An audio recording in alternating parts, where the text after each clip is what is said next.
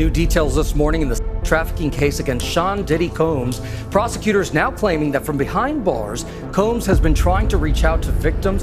Yeah, they came to Ben Affleck and they said, your wife's on these tapes.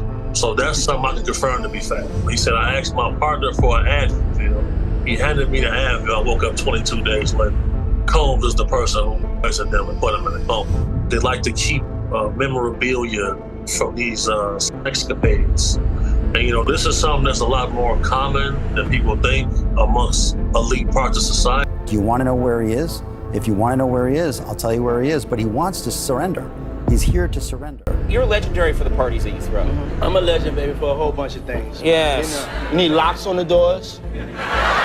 Okay, this is sounding kind of dangerous now. I lived with Sean Puffy Combs for a year. Hey, it was curious. I got a chance to see some things. Yeah, but you were 13. What were you seeing? I went there to see the lifestyle. Right. And I saw it. Justin, right now, he's having 48 hours with Diddy. Where we hanging out and what we doing, we can't really disclose. I had legal guardianship of Usher when, he did his first album. I don't have legal guardianship of him, but for the next 48 hours, he's with me. And we gonna go buck full crazy. In a dramatic turn of events, Sean Diddy Combs is facing renewed turbulence after one of his attorneys formally withdrew from the case amid mounting legal pressure and expanding allegations. The decision arrives at a critical moment as investigations intensify and public scrutiny reaches unprecedented levels. While legal teams often shift for strategic or procedural reasons, the timing of this departure has fueled growing speculation about the increasing complexity of the situation. Once regarded as one of the most influential figures in the music industry, Diddy now faces serious legal challenges that could carry substantial consequences if proven in court. The withdrawal of counsel highlights the high-stakes nature of the proceedings, with every development unfolding under intense media attention and public interest. Further adding to the controversy, a new accuser has reportedly come forward with claims dating back to 2018, introducing another dimension to an already expanding legal battle. As the case continues to evolve, attention remains firmly focused on what happens next, both inside the courtroom and beyond. Tell us a little bit about your client, of what you can. Yes, so she reached out to me a few weeks ago after being referred to me by another attorney who knew I had been doing things about this case and had been sounding the horn on Diddy. I've actually sued him in another lawsuit in 2021 in Miami with Trey Songz. So she called me and told me a very horrific story about her and her escape from the. She told me that she was at a friend's house who had industry ties and was on the phone with Diddy, and he decided to come to the house. And when he came to the house, everything was fine, that there was another woman there who we've determined to be Christina Coram, KK, who Diddy talks about a lot as his right-hand woman, if you will, and that they were discussing trafficking her. And then that led to her being served a drink where then she started to feel woozy, and then Mr. Combs her with an inanimate object, and then actually directed another gentleman to her while he watched and pleasured himself. So she was able to escape eventually and ran out into the streets yelling and screaming, and a neighbor heard her because this happened in a quiet suburban neighborhood, if you will. So there's a witness? Yes, we have a witness. We also have a police report, and that was made in 2018, that she, when she initially filed the police report, she didn't name Diddy out of fear of retaliation, and more importantly, fear that no one would believe her. We all have stories. Mine is horrific. Why didn't you say something then? Because we just want to live. We want to be happy, and we really want to forget the trauma. Diddy's former backup dancer Tanika Ray speaking out. In the wake of federal home raids, trafficking allegations, and speculation the embattled music mogul could face criminal charges. Since then, I've been like, yep, I have a lot of stories, y'all. Maybe I'll write a book one day. Law enforcement had enough to get the search warrant. They maybe even have enough to get an indictment, and if so, I expect Diddy to be arrested in a matter of days and no more than weeks. So there's that. I have never talked about this publicly. Tanika reacting to this interview from Joy Reid's MSNBC series on Instagram. Culture critic Torre claiming Diddy fired a family member after allegedly refusing his advances. Years later, they finally came out, and this is a male, and said that Puff had said, come home, stay the night with me, or the internship is over. Oh, yeah. You know, we all have stories. Seriously, we all have stories. Mine is horrific, and only 5 people know it. And I probably will never tell it. Tanika, who's also worked in entertainment journalism, referencing an alleged experience with Diddy from 1996 in her caption, adding, nothing that is happening is surprising.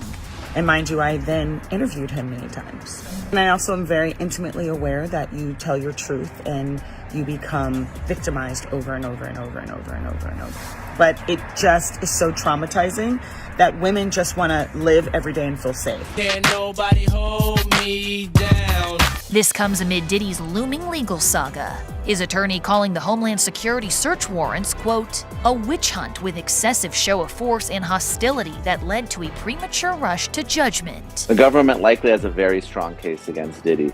They don't execute these types of search warrants until they have talked to witnesses, have gathered evidence, and they believe they have an ironclad case. Not only that, they have to get a federal judge to sign off on the search warrant. Ultimately, I think Diddy is going to be indicted by a grand jury. If Diddy waives his right to a speedy trial, he could potentially push the case out a year or more. And Diddy has essentially unlimited funds to defend this case, and I expect him to litigate it very aggressively. Back in Tanika's message, she explains why now was the time to share her story, hinting someday she might put pen to paper. And when we revisit and revisit, we live in a state of victimhood, and nobody wants to live there. So for those of you like, why aren't you saying something then? Because we just want to live, we want to be happy, and we really want to forget the trauma. So there's that. I know I pissed a lot of people off, including you. Mm-hmm. But this is a full circle moment, everybody. Yes. Get into adult conversation. Yeah. This is full circle. Yeah. Okay, because I haven't seen you in over 15 years, but I'm not seeing wrinkles. I'm seeing good. I don't, you live a really hectic lifestyle, and I don't understand all the running around, and who are these people that you surround yourself with, and who are these people? Do they violate you? Do you get robbed? What happens? Now, you threw a house party, and I got the footage, okay? Look at this. Now, who has this many people at their house? Puff, and or Sean, Diddy, Doody, what do I call you? I think you should call me Puff. You always call me Puff. I do. Yes. Okay. First hurdle jumped. Jesus. I'm not gonna lie, I was nervous to come out here. The controversy surrounding Sean Diddy Combs continues to intensify as new allegations emerge. Tanya Wallace, who claims to have attended several of his private gatherings, has come forward with accusations she describes as deeply concerning. According to her account, minors were allegedly present at some of these events, and she has raised questions about what she characterizes as inappropriate circumstances. It is important to emphasize that these claims have not been proven in court and remain allegations at this stage. Nevertheless, their emergence has added further scrutiny to an already high-profile legal situation. Gatherings once viewed publicly as exclusive and glamorous are now being reconsidered through a far more serious lens, as investigators, media organizations, and the public await verified facts and formal legal proceedings. As with any developing case, the complete truth will ultimately depend on evidence presented and examined in court. Until then, the matter remains subject to ongoing legal review and continued public attention. I want to start with Tanya Wallace, who claims she's been at a freak-off and said she saw children, and it was hard for her to say it. It was very hard for her to say it, Ashley. So what she said was that she was flown out from LA to Miami by the Saudi prince, and they ended up eventually on Star Island at one of Diddy's parties. She says, among many other things, she goes into detail. She believes she witnessed underage victims at one of Diddy's 2018 parties. I'm looking like are those midgets? Because people were trying to, it's people over them, like it's people trying to hide what they're doing. Adults who are little people, or are you talking about minors? Am I gonna get in trouble? I don't want to say I witnessed any of that crazy stuff, but we all have common sense. Little people that's not supposed to be there. You're talking about underage people. It's a shame. Is this woman, Tania, is she really saying that there were minors involved in these freak-offs? That is exactly what she's saying, Billy. Now, as for what they were doing, she never really could get a clean look at it. She said there was a wall of adults encircling them who clearly didn't want everyone at the party to see what was happening there. She said when she saw this scene with the younger people, that it was about 7 a.m. and that the party had been going all night. Did anyone ask her why didn't she leave, and what was she doing? She was there as the guest of a Saudi prince. As to why she didn't leave, I don't know what time she left. I agree with you that once you see something like she's describing, that's the time to tip out the door. Or call the FBI. I mean, or call the FBI, exactly. But you know, that's the other thing that we've heard from a lot of people who've been involved in parties with Diddy, that there are NDAs that are signed, and you walk out and you feel like, I can't say anything to anyone. Real reasons why or what really happens, they don't know because they wasn't there, and that would affect me emotionally. But I got myself into a situation where I was about to get trafficked, and this was like 3 years ago. And I was just like, it was a close one. You know, I came up on this prince, and he was Arabian, and he flew me to Miami, and he said I was gonna be there for 2 weeks. We were in a $30 million house, and I ended up being there for a month, and I had to escape, okay? And we were meeting so many girls, and girls from Love and Hip Hop was coming in the house, and celebrities was there, and all of this stuff, but it started to get real weird, you know? It was a lot of drugs, and like, I don't do hard drugs like that. Like, I was smoking weed, you know, and they were doing hard drugs and stuff, and it was just like, it was getting, like my gut was telling me something bad is about to happen. But he was trying to like distract us with buying this stuff. We was going shopping and doing all these things, and for some reason I felt like I'm used to getting, but like this right here, where am I about to be tomorrow? And why are we still here? So then he says, well, we're gonna go to Cuba. So the girls start talking in the house, and they're like, girl, I gotta get back home. And he said that I can't leave. And I'm like, well, what is he gonna do with us? Then, you know, we had went to some celebrity's house, and we ended up at P. Diddy's house. And I just started hearing conversations, and I just got trafficking from it. Because, you know, I heard the prince saying something like, oh, you can have whoever you want. Like, he was like selling us, you know? So I'm like, is this trafficking? Like, what the? And it gave me a whole nother outlook on everything too. And I had to like really like pump my brakes on how I do things. And maybe because a week before that, I had just said like, I want to be in Miami. I want to be around royalty. I want to spend this much amount. And I realized everything that I said that I wanted, it came like the next. Tanya Wallace drew significant online attention following her interview with No Jumper, where she presented a series of allegations related to gatherings reportedly connected to Sean Diddy Combs. During the discussion, Wallace described the events she attended as far more concerning than their public image suggested, portraying them as environments that, in her view, went beyond typical celebrity indulgence. One of her most widely discussed claims was the allegation that members of Diddy's family were present at certain gatherings, a statement that quickly sparked widespread debate across social media platforms. It is important to stress that these claims remain allegations and have not been proven in court. As public conversation continues to intensify, the situation highlights how quickly high-profile interviews can influence public perception. Ultimately, any definitive conclusions will depend on verified evidence presented through formal legal proceedings, not on speculation or viral discourse. Club Live ended up ending like later than out here, like 4 o'clock. Yeah. We go back to the mansion. We chill for like an hour. Next thing you know, we load it up, like how we always do. We load up and go places. But now we load it up on our way to Star Island. What is that? Star Island, where Diddy lives. Oh. So that's where his freak off goes. It's just like a section of Miami, or it's like an actual island? It's actually, because the street has like a whole bunch of palm trees and stuff like that. Okay. Like, I did TMZ. I just did a documentary for TMZ last week, right? Okay. And it's I seen you on the first one. Oh, they're doing a follow-up? Yes, because they have more information. So it was the downfall of Diddy. That's true. There's like hundreds of more accusations after the first one. Yeah. Exactly. And so I sat down with Harvey and they basically, I got there because I had footage. So I gave them footage that nobody has. Okay.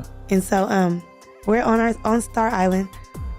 I'm in my Snap recording like, oh, Diddy's house is lit, but I haven't gotten there yet. So I'm not knowing as soon as we get to the door that they were gonna lock up our phones in bubble cases. We could hold it, but it's locked up. We can't use it. Right. So I'm like, what the So I walk in. Instantly, one of Diddy's sons, Christian, was like, you, come here. Now I'm walking with the girl that I brought. The other girls are walking behind me, but once we got in the house to the side door, it was a backyard, so everybody split up. And so the vibe is that the pretty girls, dudes will come up to him and kind of like make it clear, like, yo, you're getting invited to the latter tier of this party. Exactly. And they're giving out what, like little sandals? Exactly, that's what they were giving out. So he, when the son came up to me and said, you come here, or called me over there, I'm like, who, her? He's like, no, you. So I'm thinking like, why not both of us? But okay, whatever. He's like, take these shoes. The shoes, the robe shoes, white terry cloth robe shoes. They're like, oh yeah. And I'm like, what do I do with these? He like, this is how you get in the house. So I just took them, I carried them. And that's when Diddy came, like, just appeared. Now, when somebody walks behind you and rubs the side of you, you already know, like, what the? Yeah. You might as well hold me and pick me up. What was you about to do? Throw me in the pool? But everybody was already skinny dipping. That's nothing. When I walked in, before I seen Diddy, I'm just peeping out everything. House music going like a rave. Do. And it's real, real loud. It's 7 o'clock in the morning.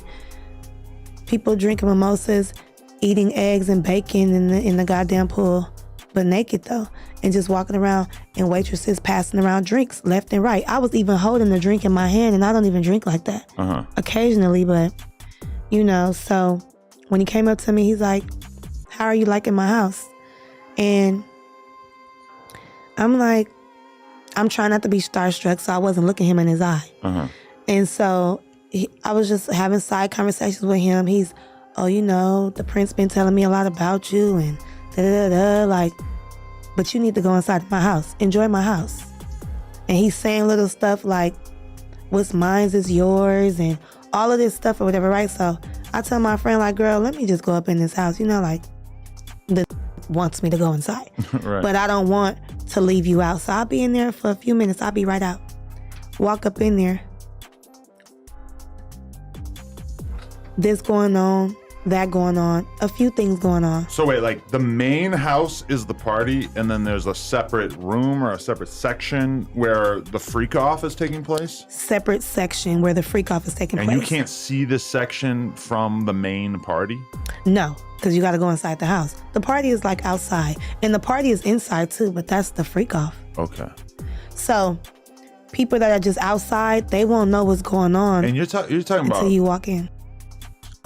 You're saying publicly fucking in multiple people. There's just like a couch. Exactly. And there's just some couple dudes fucking a bunch of girls? Yeah, and naked, everything. I mean, they not pulling shit to the side, trying to be discreet about it. No, this is like they in the room by themselves, tuning out everybody around them. Such a crazy concept to me because I have so much experience having on camera, but I can't imagine just being at a party and just wanting to have an where like a million other people could see you. It seems like such an obvious thing to be like, let's go in the other room. Right, but you know what? With the music and the drugs and the drink, do they even care? And I was thinking about that. Like if I'm gone off the molly. I'm talking about gone, like a rave. Like I've been to these Hollywood parties. You know the parties where you go in Hollywood, like it's like different sections, like it's a R&B, not R&B, like a reggae side, then a techno house music side, then it's a regular mainstream side. Right. The music was loud as if as you go to different sections of the house, it's different shit going on, like a different tune of music. Even as Sean Diddy Combs' legal team continues to dispute allegations and navigate growing public scrutiny, another sensitive topic has resurfaced online: the tragic death of Aaron Carter. Aaron Carter, who gained fame as a child pop star in the late 1990s, passed away at the age of 34. Authorities officially ruled his death an accident, citing drowning with contributing factors related to substance use. His passing deeply impacted fans and reignited broader conversations about the pressures of early fame, addiction, and mental health within the entertainment industry. Recently, social media speculation has attempted to connect Carter's name to wider controversies surrounding Diddy. However, there is no verified evidence or official finding that establishes any direct link between Carter's death and the allegations currently being discussed. These renewed online claims remain unconfirmed. As public interest continues to grow, it is essential to distinguish confirmed facts from speculation. Carter's death was formally investigated and ruled upon by authorities, and any additional claims circulating online should be treated with caution unless supported by credible evidence. Following developing news tonight in Lancaster, where pop star Aaron Carter has died at the age of 34. Yeah, the troubled performer grew up in the limelight, but he was in and out of rehab several times in his short life. Chris Wolf is live for us in Lancaster. He's got more on this. Chris? Yeah, Rick, MB, the street is now cleared. People have been moving in and out of that home behind me all day. And tonight we heard from some of those closest to Aaron Carter, and they all say the same thing. They all share stories of a very kind, loving, caring, humble, yet troubled young man.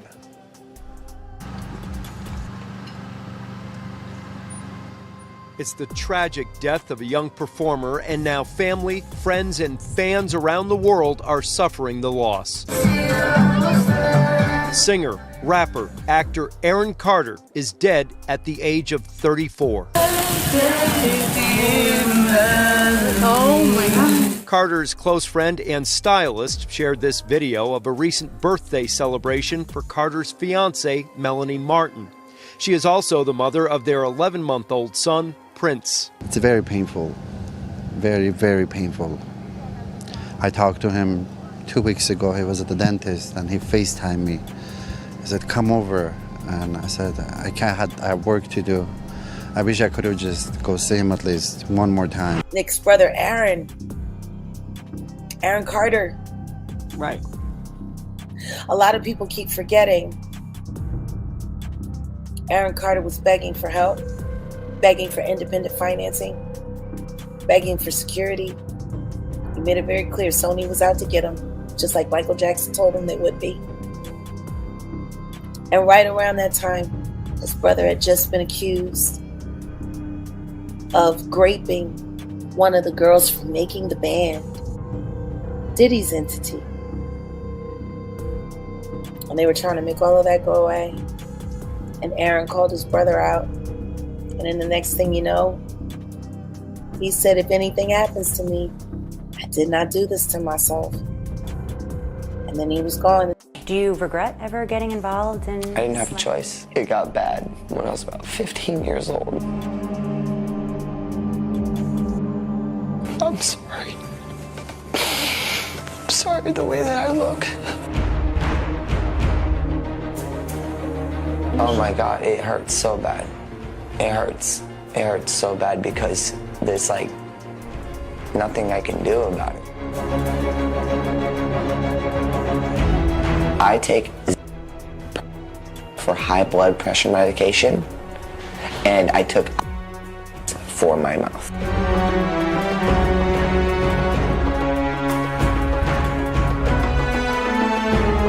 How would you feel every 2 seconds seeing a tweet? You go, oh, look at this. Oh. Aaron Carter's mom has made a pretty remarkable decision. She has decided she wants the world to see the death scene, where the bathroom where Aaron was found dead. And the reason for this is she is calling out the police and feels like they did not do a proper investigation here, because she is certainly insinuating that there may have been foul play involved in Aaron Carter's death. We're gonna bring her on, but before we do, I just want to make something really clear. The police have said it was not foul play. They have not identified anybody as a person of interest, a suspect, anything like that. The operating theory is he was huffing and he overdid it and died in the bathtub. So that's the operating theory. She has a different point of view. Right. The photos that she has released show the bathtub. It shows the floor around the bathtub, and there are things that she sees there or doesn't see in these images that that make her suspicious. And she wanted to make sure that Aaron's death remains something that people are talking about. And I think she's insinuating she wants people to put pressure on the police to do a thorough investigation. So joining us now to talk about why she put these out is Jane Carter, Aaron's mom. Jane, welcome to TMZ Live. Thank you so much. So Jane, why don't you walk us through what troubles you about that scene, about the things that you saw in the photograph? And the things that you've heard happened in the house. Oh, well, the first day, I got a call. The first thing, I got a call from my daughter, Angel, and she said that Aaron was found in the pool. So then I found out later that he was found in a tub, and the stories just kind of kept changing. But Meanwhile, Sean Diddy Combs' once dominant business empire appears to be facing increasing pressure as his legal challenges continue. Reports indicate that bail has been denied multiple times, meaning he could remain in custody while proceedings move forward. Bail decisions are typically influenced by factors such as potential flight risk, public safety considerations, and the seriousness of the charges, so repeated denials often reflect the court's cautious approach to the case. Inside the courtroom, the legal battle has reportedly become more intense, with defense attorneys exploring every available procedural avenue in an effort to secure more favorable conditions for their client. At the same time, prosecutors continue advancing their case as investigations and related claims develop further. It is important to remember that all allegations remain subject to due process, and any determination of guilt or innocence will ultimately be decided in court. However, the ongoing developments have undeniably placed pressure on a figure once regarded as nearly untouchable within the music industry. As the case progresses, the final outcome will depend not on public opinion, but on the evidence examined before a judge and jury. I talked to you about that breaking news before the break. We are just learning that a judge has denied another one of rapper Sean Diddy Combs' requests to be released on bail. Remember, he's behind bars at the Metropolitan Detention Center in Brooklyn, waiting for his trial to get started next year in May. He's been detained for 2 months on charges of trafficking and racketeering, which he's pled not guilty to. Chloe Malas is following this for us. We were waiting for this decision. We got it in now. What do we know? All right. Well, it's 5 pages, and the takeaway here is that the judge is saying that no condition or combination of conditions will reasonably assure the safety of the community. And that was what New York prosecutors were saying. I was in court twice last week, and I listened to these prosecutors say that he was a danger to the community. And they showed that video, that surveillance video of him from 2016 brutally beating his then girlfriend, Cassie Ventura, saying that he has a propensity to violence, and that alone is a reason why we cannot agree to the proposed bail package. Now, his team had offered $50 million, a home of his in Miami as collateral, and they said that he would live in an apartment on Manhattan's Upper East Side, monitored by 24-hour security, that he would only talk to his attorneys, that he would only have, certain family members on a pre-approved list, and that, he would actually be under stricter conditions than he is at the jail in Brooklyn. But clearly, this is the third time this judge not buying it. What was Diddy like in court? You were there twice last week. What was his Yes. demeanor like? I mean, he was smiling on Friday, turned around and looked at his children. All of his children were there except for his infant child. His mother was there. He looked a little thinner. He looked a little worse for wear, but he has seemed upbeat and positive. And a few days earlier on Wednesday, so a week ago today, his legal team had a win, because his team was able to say that New York prosecutors wrongly obtained 16 pages of notes from his jail cell during a routine sweep, that it had his defense strategy, it had witnesses that they planned to call at the criminal trial in May, and the judge agreed that those should have been protected under attorney-client privilege. So there was a feeling today among reporter friends of mine and people in the building here that, you know, maybe there's a chance that the judge, given he's taking several days to think about this, he asked for both sides to write a letter, that he might release him. But this is the third time. His team were waiting for a response from them, from his legal team. They could appeal again, but we were talking to Danny Savalos earlier, and he said, you know, they would have to propose something new and different to potentially be successful for a fourth attempt. They playing a game with him because they want him probably to be a witness or to turn over some evidence on some other people that they would like to have behind bars too. And you got to realize this. For him to do that, and if he does that, his life is more dangerous, in danger outside of jail than it is in. Because they can't do the same, they can't do the same Epstein move again. They can't do the same Epstein. You know, my friend told me that they put up so many cameras after that Epstein stuff, they can't do that move again. Whether allegedly he did it to himself or somebody else did it to him, we don't know. Whether he's on a private island or he's in the grave, do we really know? The whole thing about it is that he may be safer in jail if people are making his beds and he telling people to smile. He may be safer in jail than he is out. Man, I don't know. I thought he would have it hard, man, because since that was Brooklyn, and Brooklyn always stands up, and a lot of dudes from Brooklyn think that he led big to his death. You understand? And by him being housed in Brooklyn, I thought that it would be real difficult for him. But, you know, money talks, bullshit walks. We're gonna hear about my party, they're gonna be shutting them down, they're gonna probably be arresting me, doing all types of crazy things just because we wanna have a good time. It ain't nothing but break it down racial barriers, break it down generation barriers. Ron Perlman talking to Jay-Z talking to, you know what I'm saying? It just goes on. With investigations still ongoing, many questions remain about what new information could surface in the months ahead. As with any high-profile legal battle, speculation often moves faster than verified facts, but in the end, only evidence presented in court will determine what is true and what is not.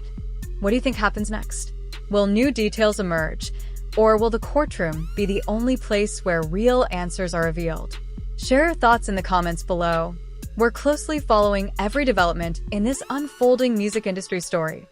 If you want to stay updated on the latest updates, be sure to like, share, and subscribe so you don't miss what comes next. Until next time, stay informed, stay thoughtful, and keep it right here.